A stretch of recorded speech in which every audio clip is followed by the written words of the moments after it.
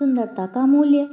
एक अति सुंदर महिला ने विमान में प्रवेश किया और अपनी सीट की तलाश में नजरें घुमाईं। उसने देखा कि उसकी सीट एक ऐसे व्यक्ति के बगल में है जिसके दोनों हाथ नहीं हैं। महिला को उस अपाहिज व्यक्ति के पास बैठने में झिझक हुई। उस सुंदर महिला ने एयर होस्टेस से कहा, मैं इस सीट पर सुविधापूर्वक यात्रा नहीं कर पाऊंगी, क्योंकि साथ की सीट पर जो व्यक्ति बैठा हुआ है उसके दोनों हाथ नहीं हैं। उस सुंदर महिला ने एयर होस्टेस से सीट बदलने हेतु आग्रह किया। असहज हुई एयर होस्टेस ने पूछा, मैम क्या मुझे कारण बता सकती हैं? सुंदर महिला ने जवाब दिया, मैं ऐसे लोगों को पसंद नहीं करती। मैं ऐसे व्यक्ति के पास बैठकर यात्रा नहीं कर पाऊंगी।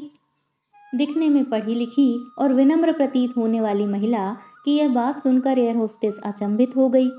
महिला ने एक बार फिर एयर होस्टेस से जोर देकर कहा कि मैं उस सीट पर नहीं बैठ सकती, अतः मुझे कोई दूसरी सीट दे दी जाए।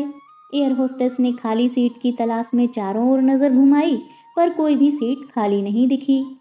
एयर होस्टेस ने महिला से कहा कि मैडम, इस इकोनॉमी क्लास में कोई सीट खाली नहीं है, किंतु यात्रियों की सुविधा का ध्यान रखना हमारा दायित्व है, अतः मैं विमान के कप्तान से बात करती हूँ।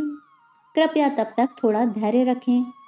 ऐसा कहकर होस्टेस कप्तान से बात करने चली गई।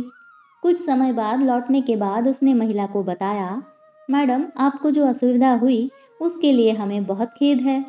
इस पूरे विमान में केवल एक सीट खाली है और वह प्रथम श्रेणी में है। मैंने हमारी टीम से बात की है और हमने एक असाधारण निर्णय लिया है। एक यात्री को इकोनॉमी क्लास से प्रथम श्रेणी में भेजने का कार्य हमारी कंपनी के इतिहास में पहली बार हो रहा है।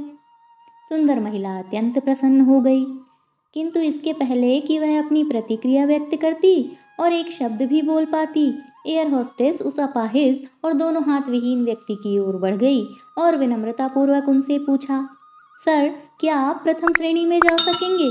क्योंकि हम नहीं चाहते कि आप एक अशिष्ट यात्री के साथ यात्रा करें और परेशान हों। यह बात सुनकर सभी यात्रियों ने ताली बजाकर इस निर्णय का स्वागत किया।